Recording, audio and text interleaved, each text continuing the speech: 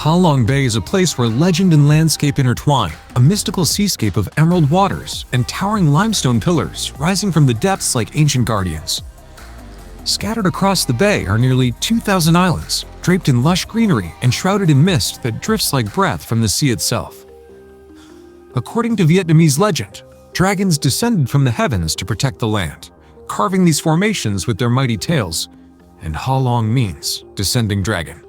At dawn, the bay awakens in silver light. At dusk, it fades into tranquil shades of jade. Sailing through its quiet waters feels like drifting through a dream, one whispered by time, shaped by wind and water.